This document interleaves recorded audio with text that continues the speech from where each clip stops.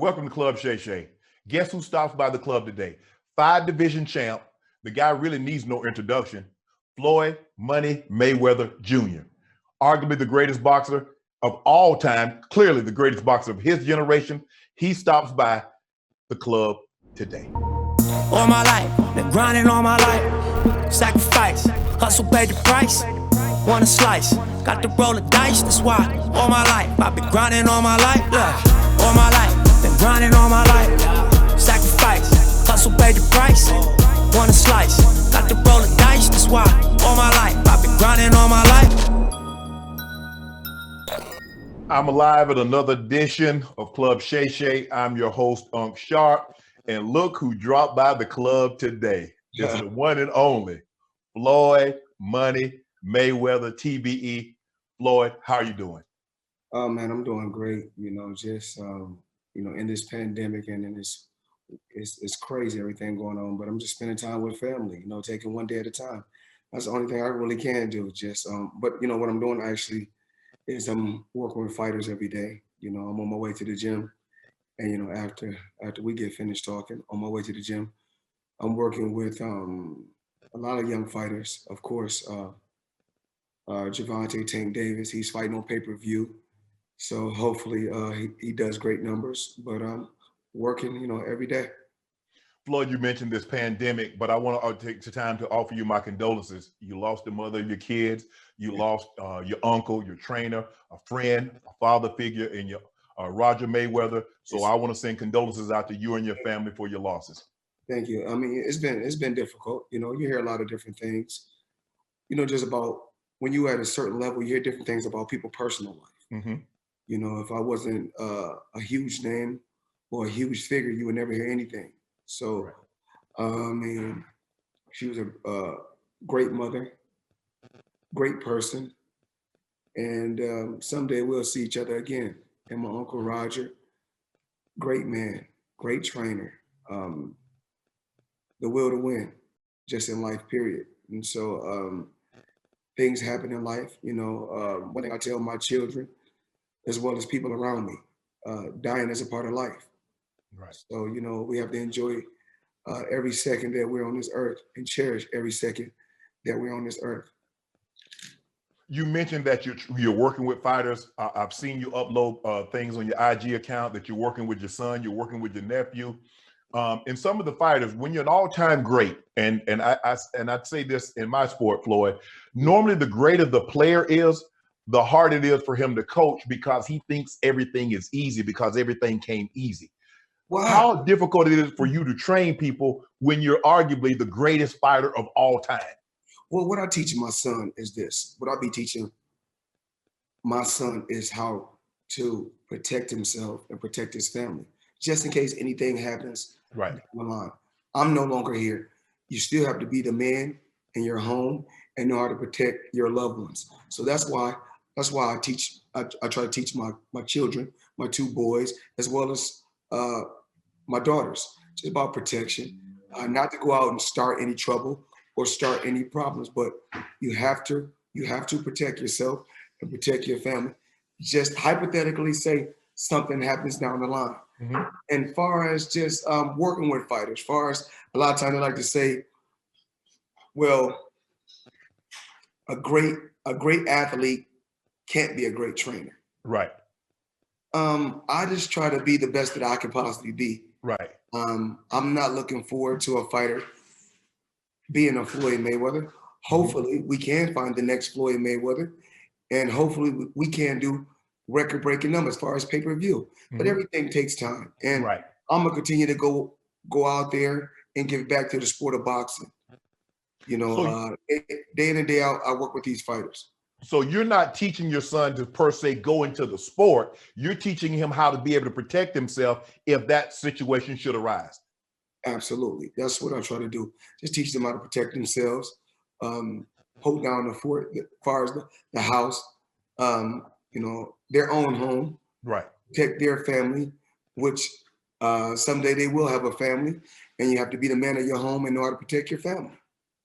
So are you still in the gym? Do you, because I remember you saying that when you were actually fighting, when you were active, you were training 3 times a day. So how active are you now? Are you training, or do you just go, or as I say, work out? Well, actually, it's crazy. As of lately, I've been running Okay. between. I've been, when I was fighting, when I was competing, Right. it was more I was running miles. Right. As now, I just run for time. I run between 30 minutes and 1 hour. It all Okay. depends on how I feel, that particular day. Running. Also, every once in a while, I hit the heavy bag in the gym, jump rope. I'm doing push-ups and sit-ups on the regular, just for myself. I truly believe that your health is your wealth. So you don't want to make a fortune in the sport and let yourself get out of shape. So I try to work out just for myself. Right. So when I go on the beach and or if I go out by the pool, I want to make sure I can take my shirt off just for myself. Right. So when I look at you and I watch you fight, it's not like you have to do like a lot of fighters, because a lot of fighters have to drop 25, 30 pounds. You're a guy that seemingly only has to drop like 10 pounds because you're so close to your fighting weight all the time. So you don't have to kill yourself to get in shape in, say, a 6 or 8 week training camp. Well, it's crazy because I was world champion. I was world champion at 5 different weight classes. Correct. But when I was competing at the highest level, it was mainly probably at 147, as well as fighting at 147, as well as 154. Right. So right now, I weigh, I keep my weight around between, I'd say 155, 150, go up and down. I try to keep my weight around 150, 155. If I go up a little bit higher, then, I push myself a little bit more. It's just the discipline for myself. I do it for myself. Right. So in other words, you're fighting at, welterweight 147. I was fighting at welterweight, even when I was fighting at 154. Right. I was always walking around at 150, 152. Right. Always. So that's light middleweight, correct? Well, super welterweight and junior middleweight is the same weight class. Oh, okay. Because it's you right above welterweight, right, which because welterweight is 147. Correct. If you're above welterweight, you're a super welterweight. And if you're under junior middleweight, because middleweight is 160, if you're under middleweight, it's junior middleweight. So anytime you hear super or junior, right, it's the same weight class. I appreciate that. Appreciate the education. So you stay within striking distance. Are you telling us something? Are you trying to get ready for something? Because you say you're running 30 minutes to an hour. Well, I don't really know at this particular time. Right. But I get calls all the time. All the time I get calls about doing exhibitions. And I seen something. Somebody has sent something, somebody from my staff has sent me something about what I said about being a pioneer of exhibitions. Correct. I don't want to say I'm the pioneer of exhibitions. Okay. But what I want to say, as far as the pioneer for getting crazy money for exhibitions. Right. That's safe to say. To be able to make, I just got a number thrown at me not too long ago to do an exhibition. We talk about, my number, it varies. It goes up and down. Whereas for some exhibitions, I make 10 million, and some go all the way up to 70 million. So that's not a bad thing. And I talked about this with Fat Joe. It's crazy, and I talked about this a few times. It's crazy that, like us, like you, I mean, say if I'm no longer competing in the ring, right? No longer fighting, but it's okay for me to still pick up. If I go make a quick appearance overseas, it's okay for me to make $350,000. It's okay. I mean, I said the Waltons is still making money from Walmart. Correct. Bill Gates is still making money. Yep. Microsoft is still making money. Yes. Jeff Bezos is still making money. Right. But I go out and do a little sparring or, make appearances or make a couple $1 dinners. All Floyd's hurting for money. One thing about me, I was very smart, got a very, very smart team, keep a lot of smart people around me. You Correct. must surround yourself with smart people. Mhm. And I made great investments. So I'm not hurting at all. The thing is, Floyd, is that what people don't realize, the more money you make, the harder people normally work. When you get that upper echelon, you get those billionaires and those high-end 100 millionaires, they work, they don't sit around, they work. They can continually try to grow their capital. I got to where I got to by working, not sitting around. Right. So retirement for me is not just coming home, sitting back, kicking my feet up, just watching TV. I still want to go out and have fun and enjoy life. And I'm still going, the twos and fews and them extra dollars, it never hurts. They add up. Huh? They add up, them twos. Absolutely, yes, absolutely. Floyd, you said exhibition. I look at what you did in Japan when you fought that guy as an exhibition. I don't look at what you did with Conor as an exhibition, because, you know, for me, it's how do you do it? Like, I can play flag, like I was an ex-professional football player. I can do flag football. Okay, if you're a basketball player, you can go to like the celebrity all-star game. You can do that. But how do you celebrity box? I mean, those licks hurt. I mean, somebody's really trying to land shots on you and they hurt. So I'm trying to figure out how do you exhibition box? Well, they told me in Japan, I was going to go out there and just move around with the guy. Right. And, you know, take it light. Right. 2 or 3 rounds, take it light. They said, no, we want you to go out there and really get it in. Whereas for that fight, as you can see, I looked a little heavy. So I wasn't the same. I wasn't working out like I'm working out now. For that fight, I really wasn't working out. Okay. I went to the gym and said, let me spar. I sparred a couple of times. Then I went over to Japan and picked up like 9 to 10 million. Right. Okay. Now you said, you mentioned Conor McGregor. Now you had to take this fight serious. Obviously, you trained, you put the work in, because you know he's coming to try to win this fight. He wants to say, I did something no other boxer can do. I hung an L on Floyd Mayweather Jr. Well, Conor McGregor, a lot of people must realize this. Before Conor McGregor got involved in the MMA, right, he was a boxer. Okay. He's a former boxer, whether it's amateur or professional. No different from an amateur fighter. Fighters, they got a lot of amateur experience. Meaning, if you got 300 or 400 fights as an amateur, you really basically is a semi-pro. Right. So he never fought semi-pro, but he had a little experience, and majority of his fights in the MMA is stand up. Right. So, so in other words, even though he's not a professional fighter, he has the basic understanding of boxing, because like, as you mentioned, when he's in MMA, he's not trying to take people to the ground. He's not trying to arm bar, leg lock someone. He's trying to get them to stand up in the middle of the ring and land shots. The basic fundamentals. And every time Conor McGregor has taken an L in the UFC, it's been because he has gotten taken to the ground. Correct. You know, his ground game is really not that effective. But, I mean, my hat off to him. It's crazy that a guy can steal, a Caucasian guy can steal my whole remedy and go to UFC and become huge. But it is what it is. So talk us through the fight with Conor McGregor. Obviously, he's a UFC guy, MMA. And it seems like to me, your game plan was like you would just walk. I'd never seen you just like you was like taking punches. You was like walking through his punches. Did you not feel he could knock you out? Oh, absolutely not. Like I said before, you know, when you've been in there with the best, right?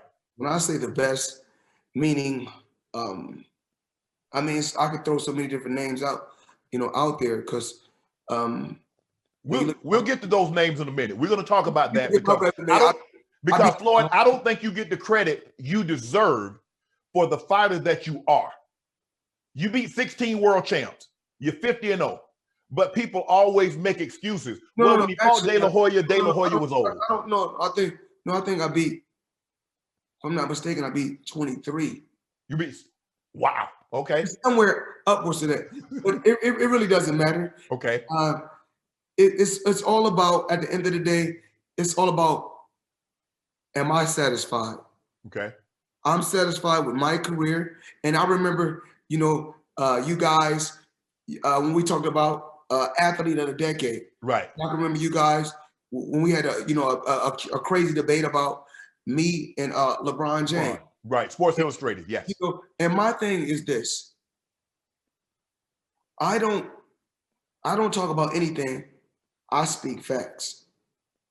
And I'm gonna always stand behind athletes that compete and go out there and give it 100% every night. And I was one of those type of athletes. So why don't you think, do you think some of the things that have happened in your career outside of the ring hurt you when it came to this? Well, okay, my thing is this. Are we talking about my personal life or what I do inside that square circle? I mean, I'm just trying to find out, because what I do in my personal life is my personal life. Correct. And what someone else does in their personal life is their personal life. Right. So I'm there to, I'm there to compete and be the best that I can be. Right.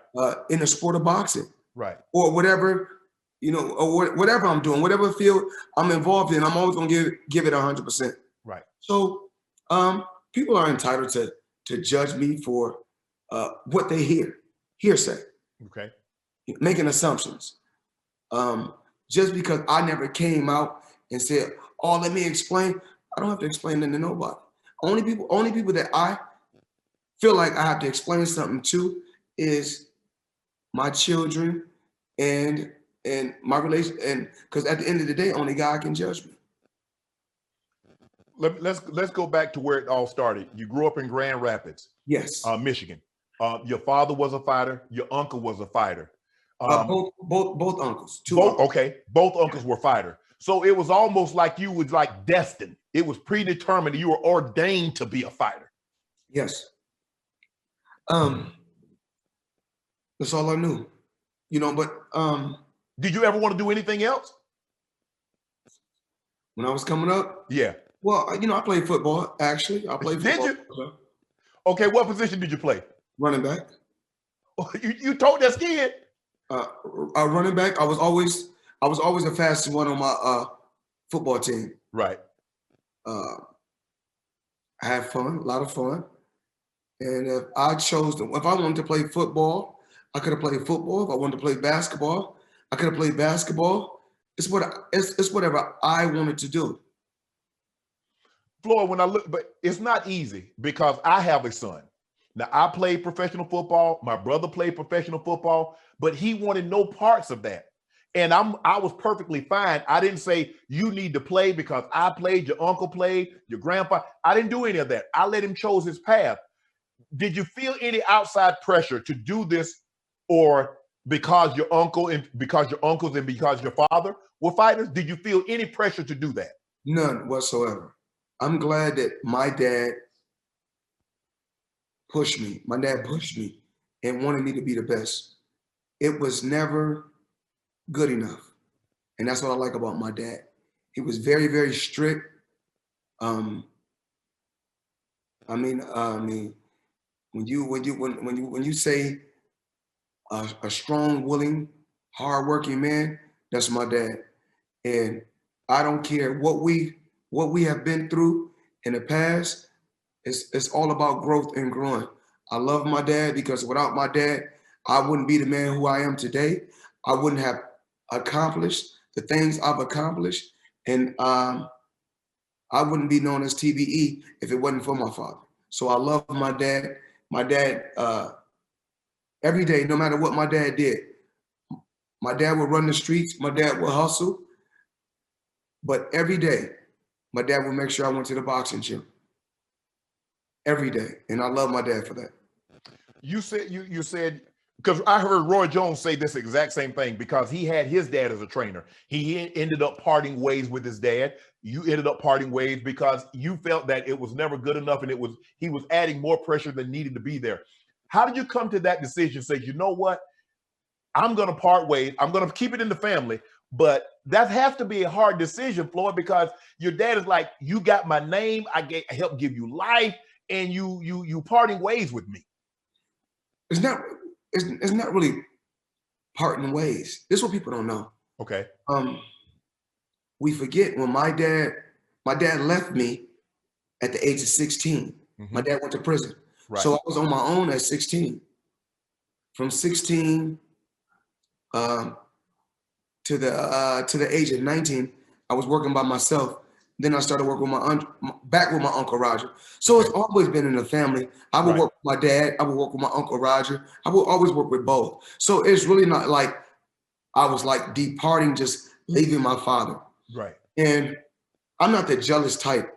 When my dad was working with other fighters, as far as working with Oscar and just Chad Dawson and other fighters, I was happy that my dad was able to still work with fighters and make great money. Right. I'm not like that. Floyd, you had you win Golden Gloves in 3 different weight classes. You were a champion. You go to the Olympics. Talk us through that, because I remember watching that and how you got robbed. Now, you lost 6 fights as an amateur. All of those fights you lost by 1 point. Yes. So losing those fights. So tell me what's going through your mind after a loss. Tell me how do you get over it and say, oh man, I should have won that. Did you think any of those fights, not the Olympics, we're going to get to that in a minute, but did you think you should have won any of those fights the amateur fights you lost? I mean, absolutely. I mean, if I lost 6 fights all by 1 point, then there's really something to that. I mean, I was fighting on a computer scoring system. Right. So, I mean, that was kind of difficult when I was fighting on a computer scoring system. But, you know, just as far as how I looked at amateur boxing, it's just, it's a learning program, preparing you for the professional ranks. If that's something you choose to do. Am I really worried about, am I happy with my amateur career? Absolutely.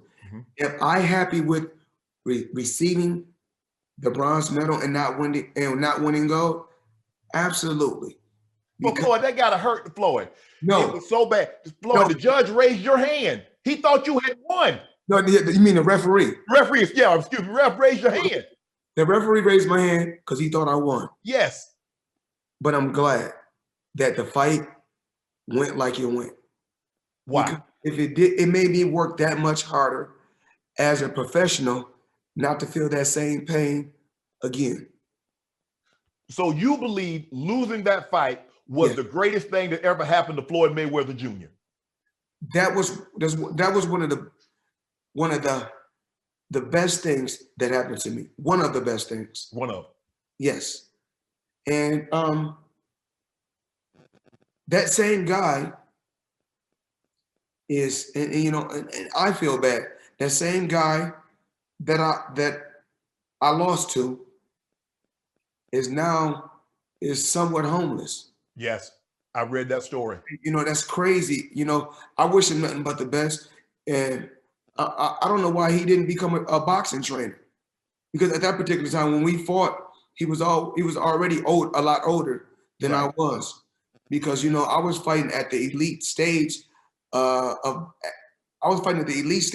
at 16, and you know I wanted to turn professional at the age of 14, but you know it never happened.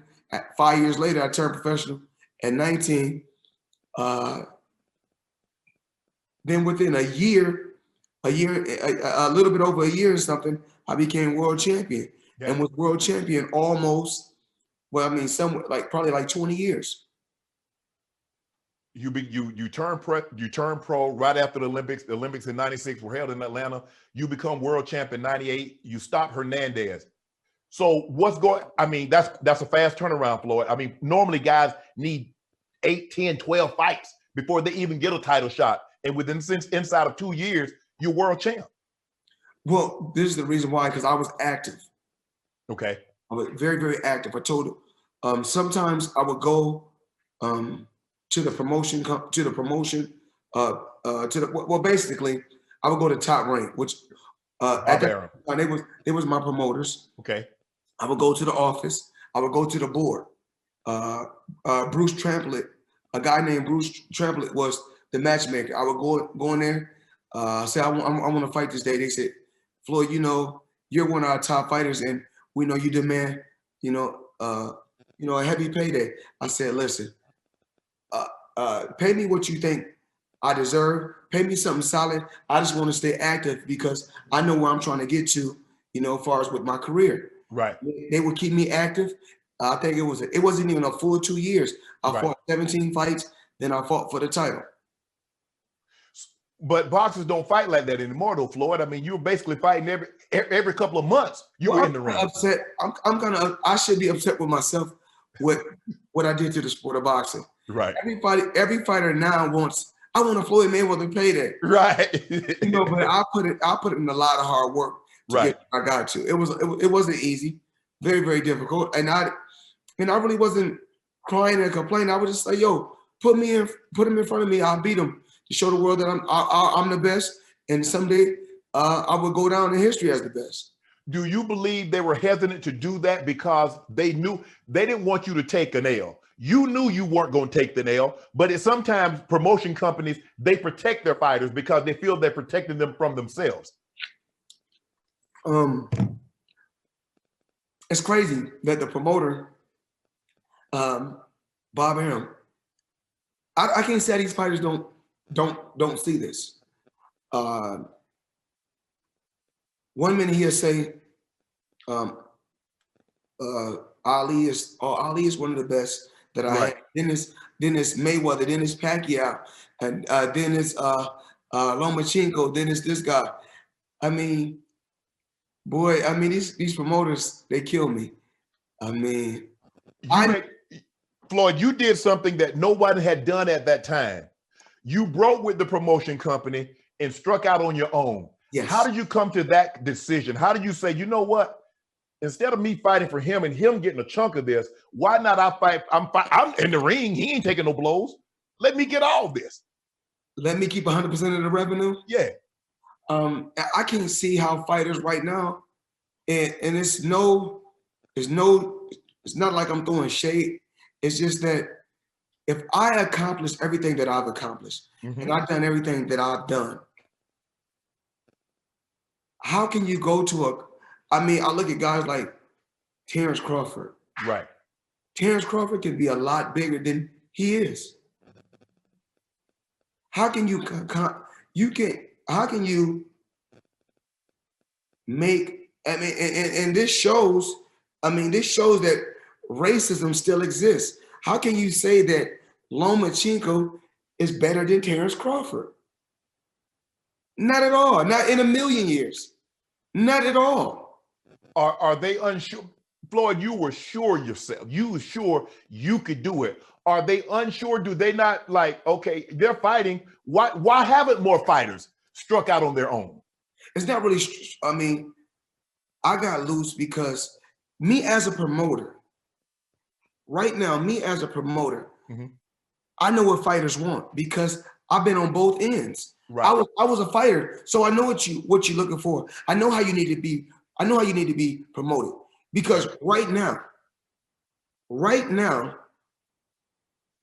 Gervonta Tank Davis is one of the most exciting fighters, or is the most exciting fighter in the sport of boxing right now. Okay, who you trying to line him up with? It doesn't matter who we line him up with. He's exciting. Whoever we put in front of him, he's gonna do what he got to do. And he's still learning. And I got another fighter that's about to fight for the title within a few days. A fighter that goes by the name of Rolly. I want you to check him out. He's another fighter. He's 11-0 with 10 knockouts, and he's going to fight for the world title. He's a heavy hitter also, and he's very, very exciting. So my job is to put these guys in position to make a lot of money and to entertain. Right. Whereas you got a lot of fighters was fighting on, I never watched the Zone. They say it's on an app, on a phone. Right. Whereas I believe in putting fighters on television. Right. Old school. We believe in putting fighters on Showtime or Fox or pay-per-view. We're gonna build these fighters, and we're gonna continue to take these fighters to the next level. Floyd, what people don't realize is that early in your career, and Floyd doesn't have any power. Floyd, you were stopping people. Yes. You were stopping. No. And that goes a lot. And I think that have a lot to do with how you were able to ascend so fast. You were stopping champions. Yeah, I'm not no run of the mill, not no guy that had 5 fights. You carry Corrales. Well, as your career, you know this as a football player, right? Your body break down as you get older, mm-hmm. and you still have to find ways to win, right? And that's why Tom Brady is such a great quarterback, because he still right. will find a way to win. If he say, guess what? I don't care what y'all got to do. Give me the best line give me the best protection. I can get the ball to any wide receiver. Just give me the best protection. Right. So far as me, I'm still so mentally strong, so I still can find ways to win, even though if my body, when my body broke down, I still found different ways to win. And that's what makes me so great. Why? I mean, the thing is the way you fought. You fought from a defensive stance, but you were landing shots. And everybody says, well, Floyd doesn't have any power. I said, well, if he didn't have any power, why don't people just walk him down? Why don't they walk through those punches? If he has no power, why don't people walk him down? You just see, I'm gonna take my hat off to another hell of a fighter, a guy that I faced, Canelo. Okay. This man, you see, he won a light heavyweight championship. Mm-hmm. He didn't beat all these guys that they say is. He beat Triple G. He beat a lot of great fights. I can't take nothing away from him. But then when you face Floyd Mayweather, they say, and remember, you're at your best when you're younger. Right. Young. Now you go look at a Floyd Mayweather when I was 21. That's when I got fighter of the year at 21. Right. I think I faced Canelo. He could have been 23, 22. I don't know what was his age at that particular time. Right.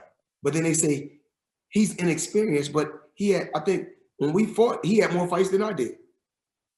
But we were talking about this at the elite level, right? But he still had a lot of fights. And Floyd, we talked about this earlier, and that's a lot of problems that I get pushed back and with my co-host.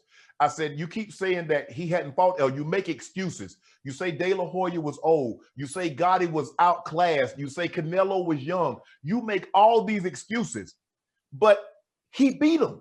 Okay, so if I'm 20, right, I'm 24. Right. So if I'm 30, he's 34. Right. Okay, so it's not like when he was in his 20s, I was in my 20s. When me and Oscar fought, we both was in our 30s. Right. When I fought Manny Pacquiao, actually, I think I'm a couple years older than Pacquiao. Correct. So when I fought Pacquiao, I don't know if I could have been, 38? Mm-hmm. I was 38. He probably was 36, 35. So it's always going to be an excuse. Do I care? Absolutely not. But why don't you think you received the credit that you deserved? I mean, jealousy. I speak my mind. It's not like the NFL. Okay. It's not like the NBA, where a lot of times the players can't really say what they want to say, right, or do what they really want to do. Right. You're on the team. They'll cut you, and then you'll be out. Well, me myself, like you look at Colin Kaepernick. Correct. When he took a stand on what he believed in, you got to go. Right. So a lot of time when these guys take certain stands, you got to go. Mm-hmm. Whereas you can't tell me I got to go, because at the end of the day, even right now, Floyd Mayweather is still the face of boxing without even competing. The reason why I'm the face of boxing is because of this. Every time boxing come on, you don't bring up Muhammad Ali's name. You don't bring up Mike Tyson's name. You always bring up Floyd Mayweather's name, because I'm still the face of boxing. But what I don't understand, though, is that this is what the late Emmanuel Stewart said about you when you fought. He says, quote, "There have been very few more talented than this kid. He's going to win 2 or 3 world titles, and he's going to be the best ever." Emmanuel Stewart trained Holyfield, trained Lennox Lewis. He's trained some of the great fighters. Yes. And this is what he said about an up-and-coming Floyd Mayweather. Jim Lampley says, "I haven't seen anybody like this since Willie Pep." This is what people that's been around the sport of boxing, this is what they're saying about Floyd Mayweather. So I don't understand. Why are they jealous? Because I speak my mind. I speak from the heart and I speak my mind. Okay. Is that bad? Absolutely not. At the end of the day, I'm happy with my results. Okay. Far inside the ring. I'm happy with my results on the outside, because I can say what I want to say. Right. Even I say this to all athletes right now. When we're talking about, because even though there's a lot going on, correct, the George Floyd situation with the Breonna Taylor, yes. and I had to take, it's so much crazy stuff going on. Breonna Taylor is born and raised in Grand Rapids, Michigan, like myself. Okay. I know Breonna Taylor father. He's in prison right now. I know her father. Now, we look on a court right now, on the NBA court. Right. And we see these guys kneeling. Yeah. And we see Black Lives Matter. Right. This is what I want to say for the athletes and the entertainers. This is what we need to do.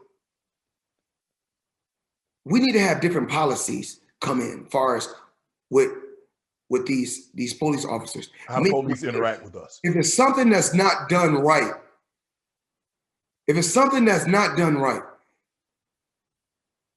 you guys get the death penalty, or you guys get life without parole. Wow.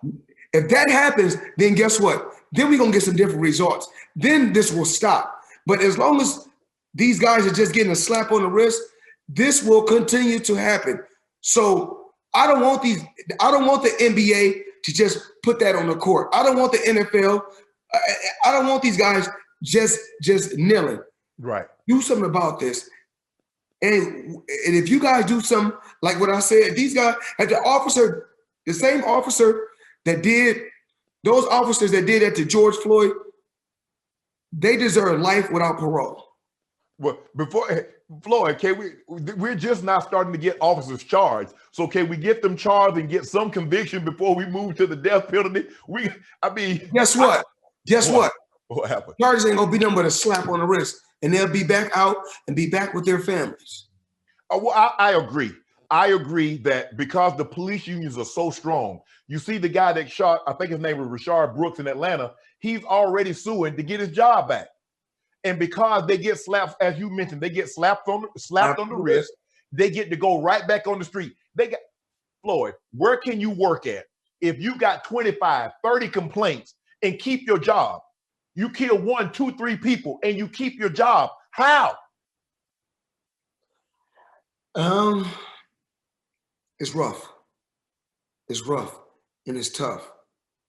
I mean, we have to come together. We have to come together and work together and stop being jealous of one another. Mm-hmm. We have to. We have to stop worried about who got the most this and who got the most that, and who's the best here and who's the best there, and work together as one. We have to. We have to. That would be nice. But Floyd, you do understand, because of the history of America and the seeds that have been sown, the racism seeds that were planted in 1619, it's kind of hard to have an open and honest dialogue, because when you start talking about what transpired, they shift the conversation to Chicago. Okay, you can cure cancer and you can cure heart disease. I mean, why we can't do two things at once? But they only wanted you to focus on one thing. And it's crazy. I was speaking about this last night about, the city of Chicago. Mm-hmm. My heart goes out to the city of Chicago.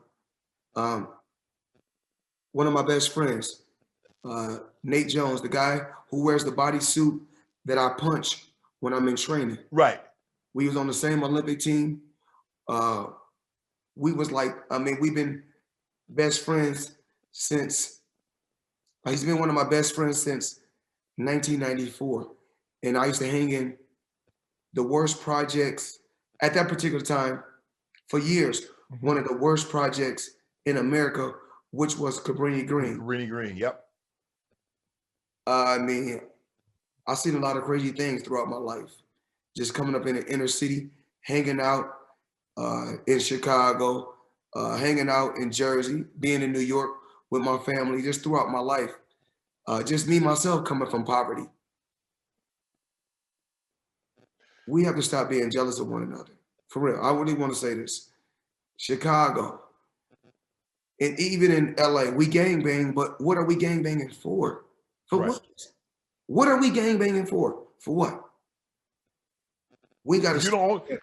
They say it always killed me. You're fighting for turf. You're fighting for turf you don't even own. No, it's not. It's not that. You're fighting and be like, this my block, but you're renting a house on that block. Exactly.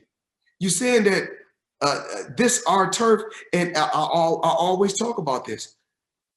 Before you can speak on turf, own a piece of the earth first. Right. Own something before you can say something is yours. Right. Before you put your money into a diamond chain or a watch, own your house. Own something first. So, you're fighting, and they say that I talk about this. We don't call the Europeans that came over, we don't call them European Americans. So don't call us African Americans. You know what I'm saying? They call us African Americans when they want to separate us, differentiate, and like I said before, and separate us. When they want, when I'm competing for the Olympic team, I'm an American. Correct. Very but true. Then when I do something that they don't like, or when they want to separate me, I'm an African American. Right. I can compete on the African American Olympic team. I'm an American. It's okay if you want to say he's a Black American, but I'm an American at the end of the day, because most of the Black Americans that we call African Americans in this country don't know nothing about Africa, or don't even know what tribe they come from. Mm-hmm. So when they want to say, Barack Obama is the first African American person, no, he's not. He's the first Black American. Black American. That's what I want to say. Right. That's how I look at things. And we all got different views. That's just how I view things. Mm-hmm. So everybody got their own opinion, and just in life, period. I don't let nobody stop my drive and my will to win just in life. I don't care.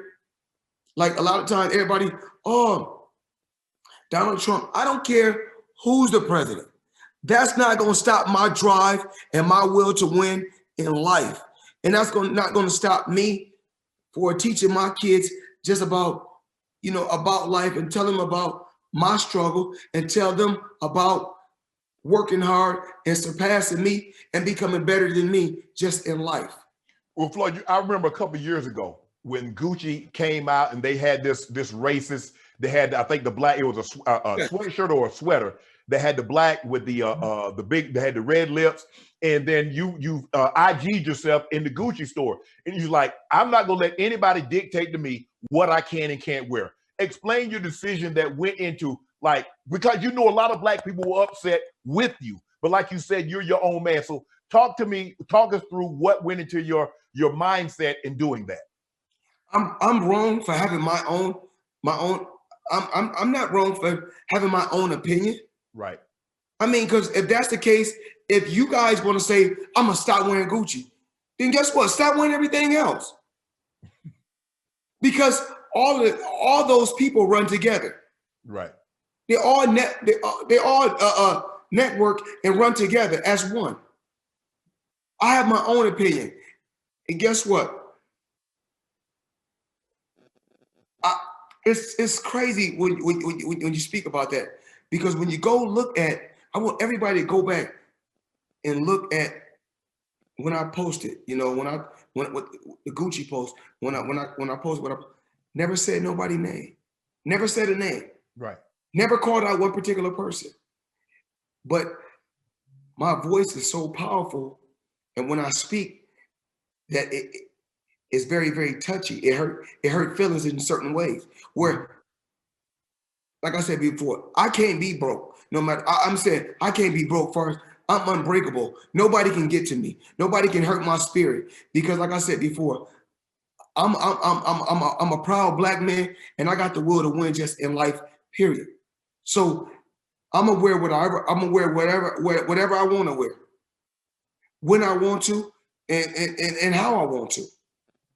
Floyd, you mentioned you to go back, you was talking about the gang banging. You say, well, look, whether you're banging or not, look, before you buy jewelry, before you buy cars, and before you buy, you know, all this expensive stuff, get you a home. But Floyd, they see you post that stuff. They see you with bands after bands. They see you with these Hermes bags. They see you with all this stuff, and they say, well, I want to drip like money. But I'm dripping in a house that I own. I'm dripping it. Every house that you see me in, I own. Right. So whatever I'm posting, that's the life I'm really living. So I'm not telling these artists or these athletes, you shouldn't be able to do nothing. Right. Enjoy it. That's what you work for. You enjoy it. Yeah, absolutely. I'm sorry. I don't want to move the camera, because I know she said she set me the right way. Do whatever make you happy. Okay. But I'm just giving you some pointers and dropping some jewels on these athletes and these entertainers and these celebrities. One thing about me, my cars, my homes, and everything that I do, I own. So you can do whatever you want to do, but I'm telling you what I do. You know, what I choose to do. Floyd, I don't know if you know this, but there's a wide receiver that played in the NFL. I think he played like 13, 14 years, Brandon Marshall. And he says he wants to be heavyweight champ of the world. Do you think there's a realistic chance that a guy that got into the sport of boxing, let's say at the age of 35. Is he from, actually, ain't he from Vegas? No, not that Brandon Marshall. Not that Brandon Marshall. This Brandon Marshall played wide receiver for the Broncos, for the Dolphins, for the Bears. This Brandon Marshall is from Florida. The wide receiver. He's about 6'4", about 235. Well, how the heavyweight? Well, you know, the heavyweight division ain't like it was back in the day. Mm-hmm. It's not the same. But even though it's not the same, do you believe a man that can get into a sport, a combat sport, like the sport of boxing, at the age of 34, 35, and become heavyweight champ with no proud background? You believe that heavyweight division is that diluted? Anything is possible. Anything is possible. If he believes in himself, then, I mean, you can't knock him. But you do know, hold on. Anthony Joshua is a gold super heavyweight Olympian, gold medalist. Tyson Fury is 6'9.5", 255, 260, that's skilled. And you believe a guy that has minimal Tyson Fury got he's solid. He got skills. He does. He's solid. He got skills. Deontay Wilder, you didn't mention him. Why? Who? Deontay Wilder. Deontay Wilder. He got bombs. I mean, that's why he calls himself the bronze bomber. He got bombs now. We can't say that. But we can make his skills a lot better. Well, have you reached out about training him? Do you believe you could train him and get him to be a Fury, get him to be the Anthony Joshua? Do you believe he has the skills? I know he has the raw power, but does he have the skills? Fury is skilled. Joshua is skilled. They're technically sound boxers. But one equalizer can end the fight. Yes. So,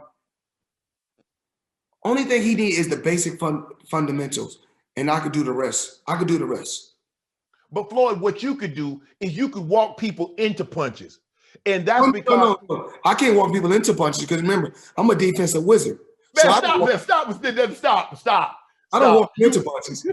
No, you walk people into punches. You know that because you catch them, they follow you around the ring and take a beating. I remember the Baltimore fight. The dude threw almost 700 punches and landed 79. How somebody throws 700 punches and land 79? You landed 244 out of 400.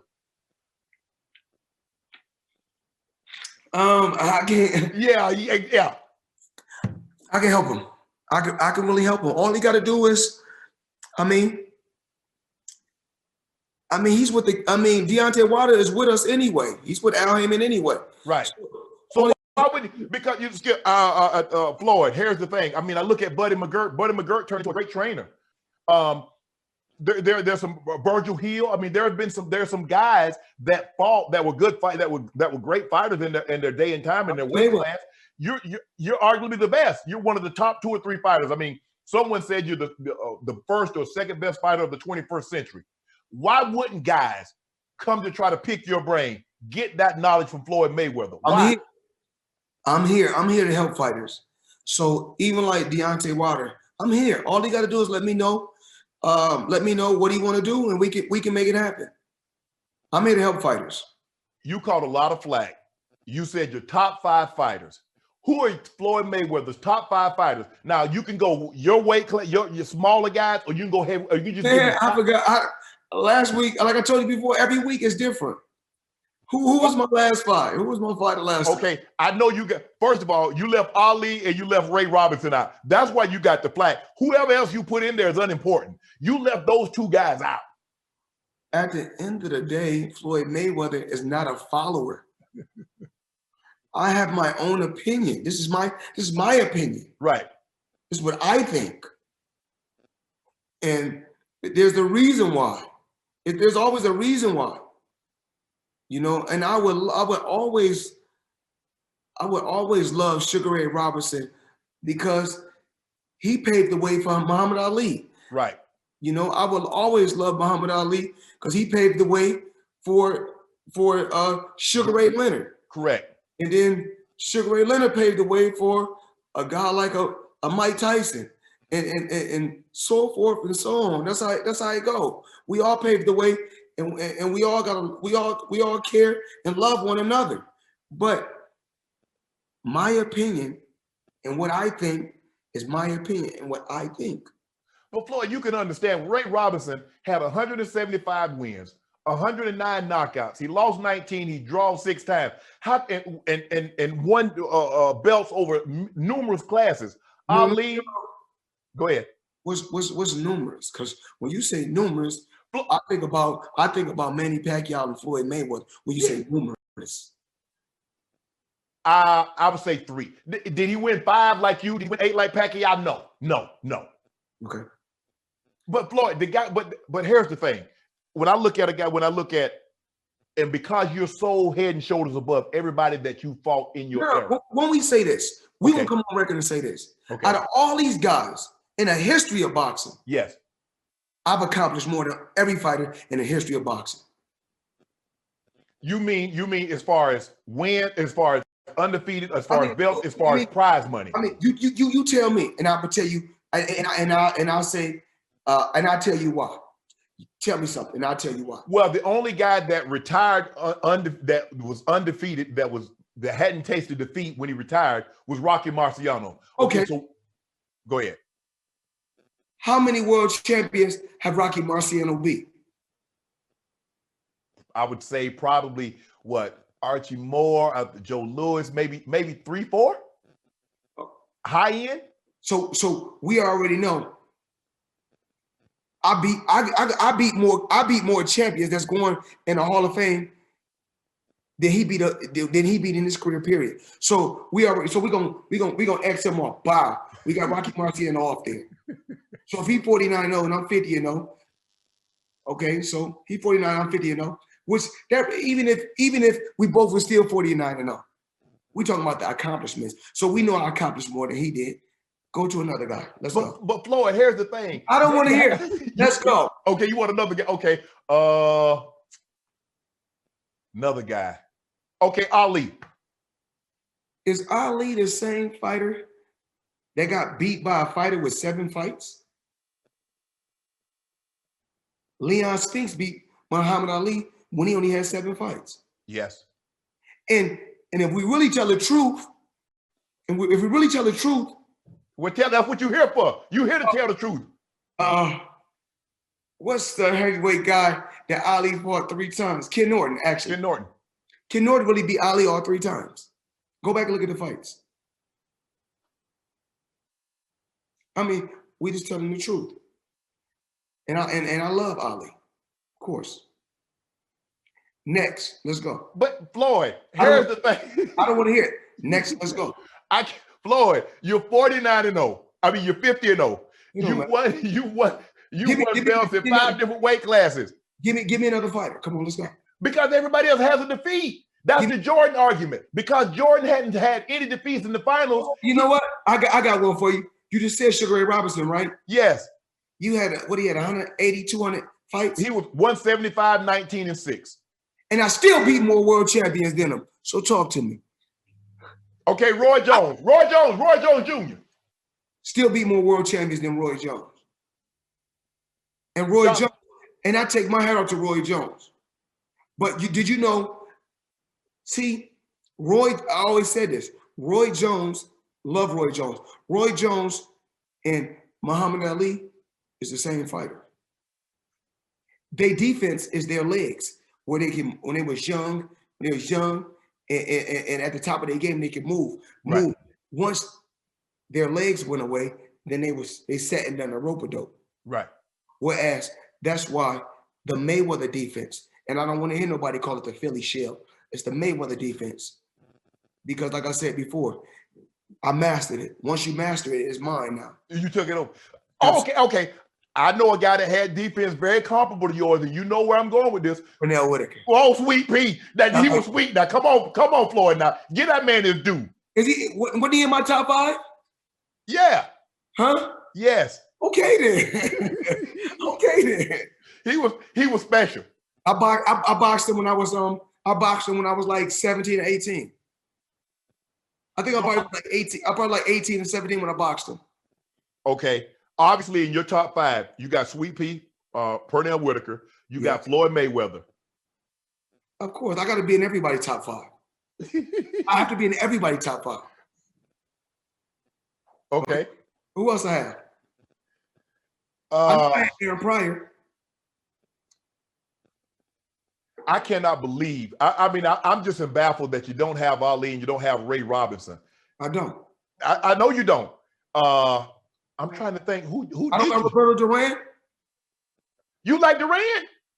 You talking about, Sugar Ray first, Sugar Ray Leonard first loss came from lightweight. I know. Okay, so you got to respect that. So Roberto Duran went from, I think, lightweight to welterweight to middleweight to 168. So I think he went somewhere like 4 weight classes too. Yeah, I think he fought 160. He fought Hagler at 160, I think. And he won world titles in all the weight. And I mean, he got let me see, he was I think he went to like 4 or 5. He was like 4 or 5. Oh, Duran had dynamite. So what about Marvin Hagler? But that was the golden era. That was okay. Okay, give me your golden era of boxing then. Explain. Like, what do you? I mean, The best era of boxing in the history of the sport was what? A decade, maybe the 70s. Maybe you like the 80s or the 90s. Maybe you like when you fought. You can't really. The golden era had to be the 80s. I do see. Yeah, it was special. Those guys. You had Tommy Hearns, Marvin Hagler, Roberto Duran, Sugar Ray Leonard. But what about you? You leave it on Larry Holmes. I was just going to get to him, Larry Holmes. Larry doesn't get a whole lot of credit. Why don't Larry Holmes get the credit that he deserves? I have no idea, because that jab. If you tell me you the boxing expert, why doesn't Larry Holmes get credit? It's crazy that I be hearing all these quote unquote so-called boxing experts, and I've been doing this. I know about the sport from the beginning to now.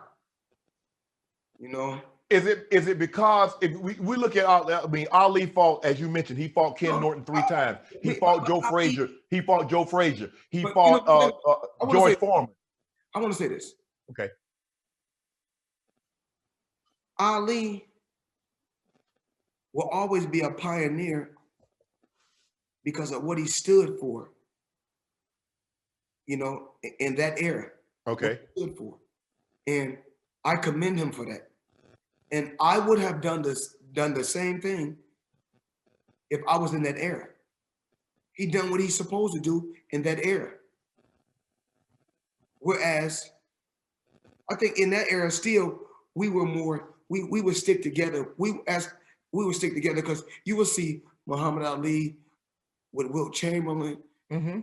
And you know, you remember the summit that they had in '67 when Ali was Wilt Chamberlain, Jim Brown. It was Kareem, Bill Russell. Whereas I'm not saying that I don't mind us coming together as one. Me and different athletes and entertainers, us coming together as one and building and growing as one. I don't mind. But so many of us, the jealousy, like it's so much jealousy going on now. Like I said. You talking about within the Black community, or you talking about boxing specifically? I'm talking about within just within our community. Our community. Yes. Why don't you think we should be happy that we see one of ours make it ascend to the top? Shouldn't we applaud that instead of try to tear that person down? Absolutely. You look. I mean, it's. I mean, so many different things going through my mind. It's crazy. Floyd, hold on. I just got this card handed to me. Floyd's top 5: Floyd Mayweather, Pernell Whitaker, Roberto Duran, Larry Holmes, and the Cincinnati Cyclone, the Hawk, Aaron Pryor. Who was my 5 again? But I ain't really got to say myself. Because y'all, listen, you ain't got to put me on the top 5. Because everybody already know I'm on the top 5. Okay, so put me on that. So in other words, we got to come up with 4. Because you're going to be in everybody's top 5. Got to be. Got to be. But Aaron Pryor, he did carry Alexis Arguello. No, that's who Sugar Ray Leonard know. That's who Sugar Ray Leonard was ducking. Man, Sugar Ray wasn't ducking no Aaron Pryor. Man, Sugar Ray would have carried Aaron Pryor. You better do your homework. See, that's what you don't know. The behind the scenes stuff. And I love Sugar Ray Leonard. But hold on. Aaron Pryor did not have dynamite in his hands like Hitman Hearns. And he carried Hitman Hearns. Hold on. The reason why Tommy Hearns didn't go to the Olympics was because he got beat by who? Aaron Pryor. Man, homework. Hold on. You do know, hold on. Amateur, like you said, the guy that beat you in the Olympics is now living on a pension, getting $435 a month. So Floyd, don't do that. You know Olympic boxing and pro fighting is different. Say it again.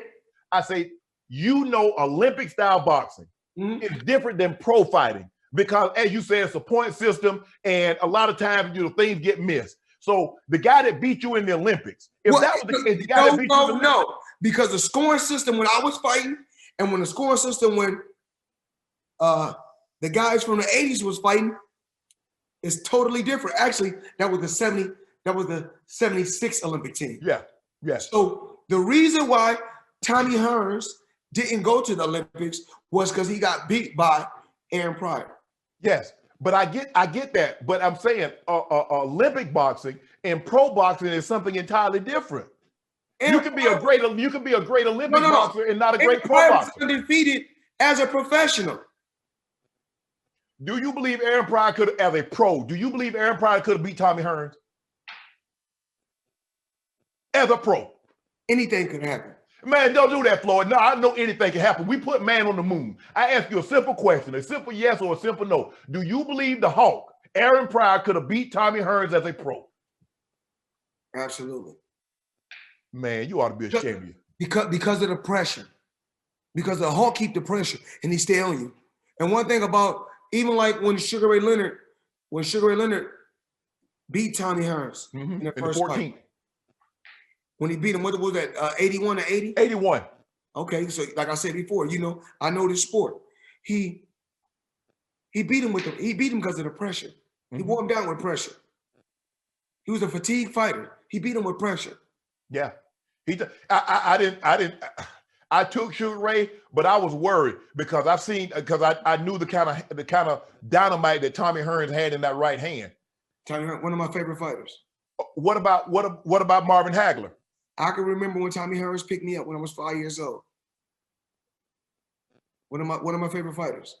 And it was hard in that era. It was hard because Iran Barkley? No, hold on. Because of the three. In that era, because of the three. It was hard for me.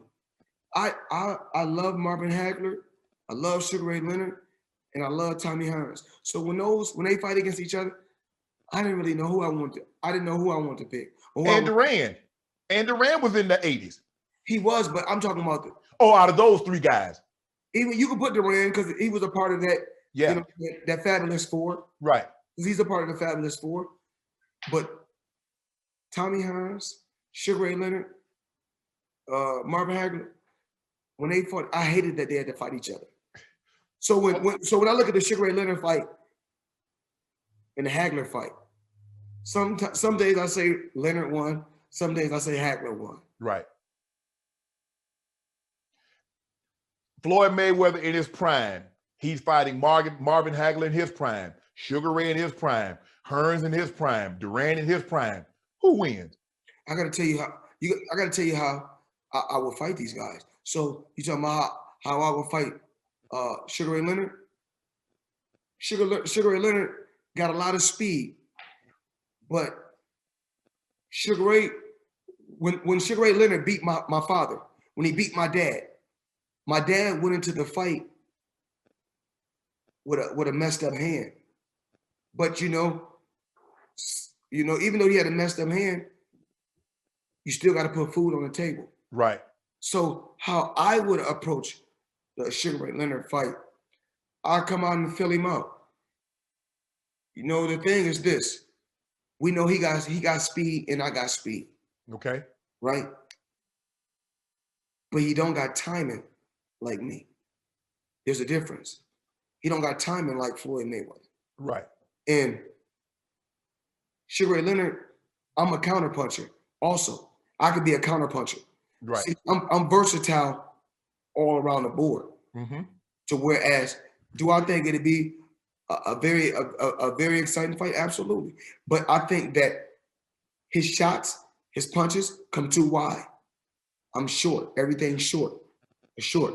Whereas Spanish fighters is more go more with wider shots. Right. Sugar Ray Leonard, super fast fighter, super good, crazy leg movement. How do you fight Marvin Hagler? Marvin Hagler he's not on a pivot. He's not on a pivot. He's not on a pivot. So what I use is all I use is a range fighter and different shots. Because Marvin Hagler kind of remind me of a Miguel Cotto. Mm-hmm. So, you know, what I'll do is He does a lot. Marvin Hagler did a lot of this. And Miguel Cotto is more like this too, Mm-hmm. kind of like this.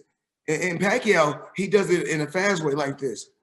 So he does. Well, that's what Pacquiao got knocked out. But Pacquiao is always on rhythm, and Marquez caught him. He timed him because Pacquiao loves a lot of different throws, and Marquez timed him. And inches and timing is very important. Yes. Anything, even like in football. Yes. As well as basketball, anything in life, it's about timing and inches. So Marvin Hagler, tough. Okay. What about your top 5 guy, Roberto Duran? How you fighting him? I gotta be at my best. But really? I gotta be at my best. You got the ultimate respect for Duran. Because that man is tough. That man come from lightweight and he come up and fight Marvin Hagler. He fight them all. And he was world champion in all of those different weight classes. That's not easy. I'm a fighter, I know. It was easy for me. Nah. Well, Floyd, hold on, Floyd. You came up from what? From 130 to 154? Actually, I was fighting in Olympic. I was fighting 125 at 57 kilograms, which international is 125 and a half. Right. But if you fighting in the US, it's 125. So it's safe to say I was fighting at 125, went to 130, 135, 140, 147, and 154. Yeah. I would have fought Triple G, but I never even weighed 154 pounds when I was fighting. Right. So even because when you was way under when you fought De La Hoya. Yes. Wow. So let's transition. Let's go to you love sports. You love all sports. Yes. Football. Give me your top 5 players in football. I have to. Well, it's kind of tough, but I have to go Jerry Rice as my number. Rice. Okay.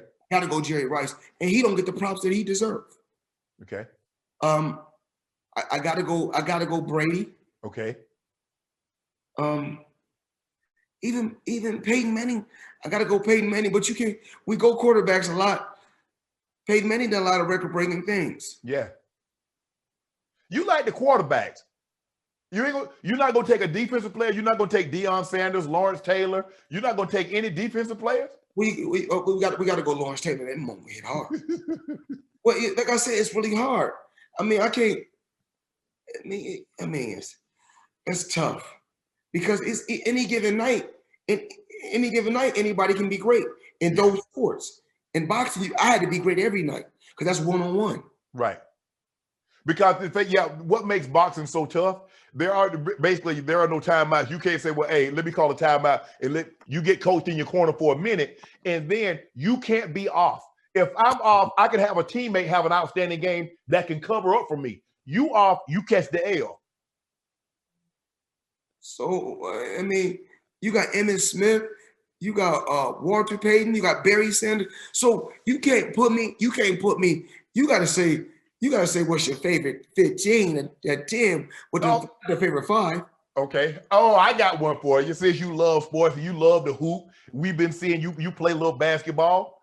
LeBron James or Michael Jordan?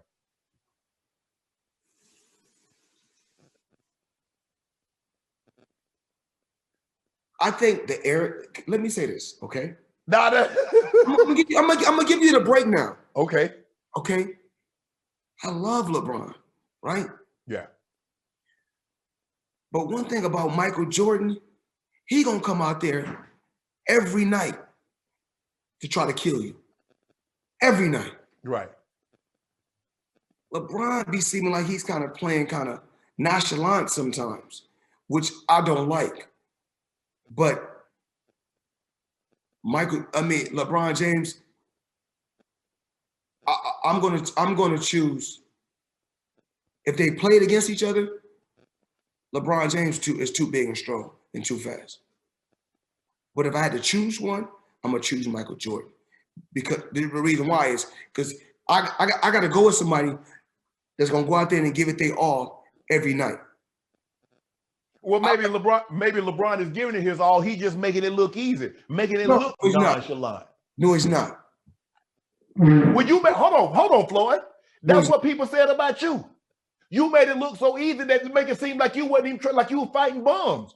No, it's not that, because I told him there's a difference between being talented and God gifted.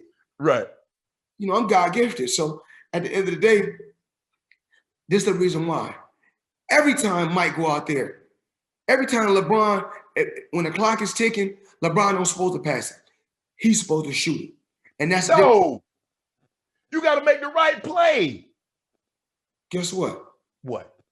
LeBron James is selling shoes, not because he's passing the ball, because he's going for because he's supposed to go for the kill. Man, look here. Floyd, this is where you and I and a lot of people disagree. Okay, we gonna agree to disagree. Come on, let's talk. Let's talk about this. Come on. Okay, because I believe if you make the right play, so if I can pass the ball to a guy, you remember that double nickel game? Michael Jordan, I think it was like 5 or 6 days after he came back out of retirement. He had a double nickel game. He had it going, but the game-winning shot came on a pass from Michael. And I just see Michael Jordan pass it to Steve Kerr. I'm not saying LeBron got to take every shot. Yeah. I ain't saying he got to be a Kobe Bryant. I ain't saying he got to take every shot. But it's certain. I mean, I like to see. I'd rather for him to drop, even if you don't feel like you're gonna make it. At least attack the basket, at least, because we know you super strong. Right. But I mean, that's just me. I got the killer instinct in me. That's why I'm 50. I'm 50-0 for a reason. And even right now, they got a fighter that's over in Asia that's 54-0. And they said, "Oh, this is a new TBE because he about to retire." I said, "Oh, y'all telling me about this fighter that fought one world champion and he's 54-0 right now, and he retired at 54-0 and only beat one world champion, and this is y'all trying to call TBE?" I said, "Okay, y'all some comedians." Yeah. Okay, let me ask you this. What basketball player or football player you think currently playing would have been a great boxer? Jimmy Butler. Jimmy Butler probably could. Jimmy Butler would probably be a good boxer. LeBron James would have been a good boxer. Why? Because he's tall? No. He could have been a good boxer. Just his skills. You just said he didn't have a killer instinct. Now you talking about he gonna be a good boxer. But guess what? What? Every fighter don't got a killer instinct. That don't mean they're not champions. Oh, so now you won't flip that because Jordan had a killer instinct. That's why you was gonna take him over LeBron. But now you don't really need that in boxing because you can still be a champion. You just said who I said they can be a good fighter. You didn't say every fighter that can be a world champion. I want to know who. I ain't talking about. You didn't say hold on. You said be a good. You said be a good boxer. You said how about a champion fighter? Who can be a champion fighter? Now tell the people you just switched up on me. Champion. First you just said be a boxer. You're right. I said who could, because anybody can be a boxer, but I'm talking about be a champion. Man, they got so many. I say Charles Oakley. Charles Oakley, tough. Yeah, that's Michael Jordan low key security for real. That's low key. I know. Ron Artest too. Yeah. Oakley and Ron Artest. Ben Wallace. So we got some boys that can go a little bit. What about football players? A lot of them. A lot of football players. Yeah. Floyd, that's what I tell. I said, you don't understand the difference between mindset between a football player and a basketball player. It is totally different. Yeah, man. It's just see, if LeBron was hanging around me, if LeBron, you supposed to be hanging around me from the beginning. If you hanging around me from the beginning, man, your mentality be totally different. You believe so? You believe you rubbed up on him? If he had been with me, his mentality would just be totally different. Your mental will be, when you get with me, when an athlete get with me, your mental is just totally different. Even like Isaiah Thomas. Yeah. When Isaiah Thomas was playing, when he was communicating with me every day, he's hanging with me every day. He got the starting job in the NBA, and he went to the All-Star game. Right. Once he stopped kicking it with me and hanging with me and listening to me, things kind of changed. That's why you got to stick with me. He got hurt, boy. Huh? He got hurt. Still, we can get through that. I've been broken up. I've been broken up all through my career, and I got through it. I know how to get through it. Floyd, your hands were your hands were a little brittle, but that was it. Man, come on, man. I've been through a lot more than that. I know you tore your rotator cuff once, right? After the Castillo fight. Well, before the Castillo fight, and then you fought Castillo twice. Yeah. Ooh, I'm still ready. Come back. Let me ask you a question. Would you fight Conor McGregor again? Oh man, I could pick an easy 300 million, absolutely. So would you fight him different, or you fight him the same way? Same way, same results. So in other words, you're gonna drag him to the deep and drown him, because that's what you did. That's what I'm gonna do. You know, I bet Dana White some high-end liquor that Conor couldn't knock you out, because he said because you see Conor knocking people out with those 4-ounce gloves. I said, but he don't know how to punch in boxing gloves. I said, watch Floyd walk through it. It is okay for me to eat. Yeah, go ahead. Okay. Dana White, good guy, good dude. I've been knowing Dana White 24 years. And this year, me and Dana White, or next year, me and Dana White will do some big business soon. This year or next year. So you would fight Conor. Let me ask you a question. Is there any boxer that you would fight, say, for 150 million? Not enough. Absolutely not. 150 million ain't enough. My health more important. Conor McGregor can't punch. He can't punch. Floyd, I knew he could knock you out when he hit you flush with that uppercut and you walked through it. You never saw that punch. Normally, it's the punches you don't see that get you out of there. He hit you flush and you walked through it. Oh, I don't remember it. I'm having fun. I was like, oh man, this dude punched so soft. I said, it's cool. Floyd, it seemed like you were, because they panned the camera on you and you turned and smiled at the camera. Do you remember that? When I was in the corner. Yeah. You know why I remember that? Why? Because I ain't taking no punishment. I still got all my faculties. So that was so great about my career. So why would I go out there and fight these young fighters, these young lions, and risk my health? Right. You look at my Uncle Roger. You look at Muhammad Ali. You look at these different fighters. You're like I just said on the beginning, in the beginning when we first started talking, your health is your wealth. Right. So as far as me going out there competing against a guy like Conor McGregor, oh, absolutely. Or a guy that's really inexperienced and picking Khabib. Up some money. Huh? You fight Khabib? Oh, absolutely. Those are $300 million fights. See, you have to make it make sense. Right. Real sense. Make dollars, it makes sense. Huh? If it make dollars, it makes sense. Certain type of dollars. Because I need to be able to have my faculties also. Right. And still be sharp, still be able to, be agile, hang out, with my kids, still make smart investments. All those type of things are very important and play a major, major part in my life. So, they're like, oh, you need to fight this guy. You need to fight that guy. Listen. For what? It's called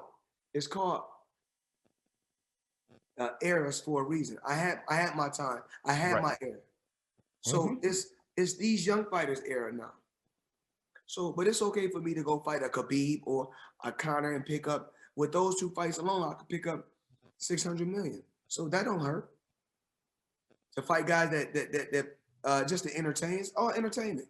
But Conor said he knows what he did wrong. He knows what he can do. He said he can get you out of it. He know what he did wrong. But he also know what he did right. What he did wrong is get in the ring with me. And what he did right was get in the ring with me before he can get a big payday. So you willing to fight? Do you have you and Conor had any conversations? No, I don't like him. I don't like him at all. At all. This interview was 2 years in the making. I bumped into you at Michael Jordan's All-Star game party in 2018. And I asked you, and you was like, nah. He said, but you told me if you ever do your own thing, I got you. I'm here. Your executive assistant. I've known her for 2 decades, Kitchi. I reached out to her. I said, ask Floyd, would he come on my podcast? She called me the next day. Floyd said he got you. But I apologize. It took 2 years, but I'm here. Well, it took me 2 years to get a podcast. No matter how long it took, I'm here. You here. Hey, you a man of your word, bro. You told me you got me. You got me. And I appreciate that. Thank you. We talked about this earlier. We touched on it. I offered you my condolences to Roger and the mother of your children. Let's talk about Roger, because Roger was more than an uncle. Roger was you guys almost had a relationship like brothers. And then at the time your father was away, he served as that father figure. He was like a father. He was like a father, a brother, an uncle. He been through a lot. He went through a lot of ups and downs, my Uncle Roger. It's like the last couple of years, you know, Roger wasn't the same. But I never wanted to come out publicly and say that I knew he was going to pass away in due time. It's just when I think about this, and it hurts. It hurts just when I just talk about it. Love him so much. He got to, you know, I'm still gonna be there for his children as a father figure for his children, because his son is so young, and his daughter is so young. You know, I mean, he's great. I got an opportunity when we were promoting the fight. Your fight with Conor McGregor, we had your father on a couple of times. Yeah. How's Pops doing? Like I said before, my dad's going through a lot too, but his mental is still sharp. Yeah.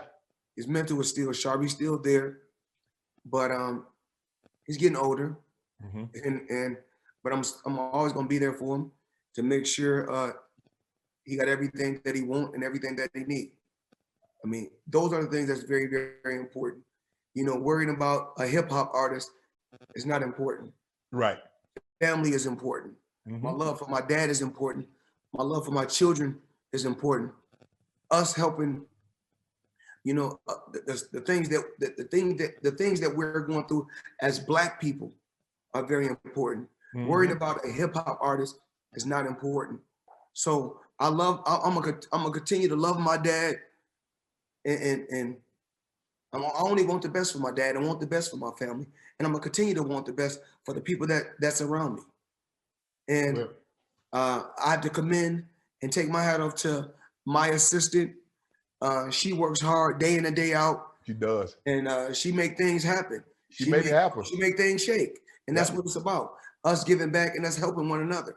I appreciate it, bro. I really appreciate it, because this happened. I mean, it happened so quick because when I talked to my producer, I said, well, I reached out to, I know Floyd's executive assistant, and I reached out to her. And so I don't know when I'm gonna hear back, but she texted me back the next day. Floyd said he got you.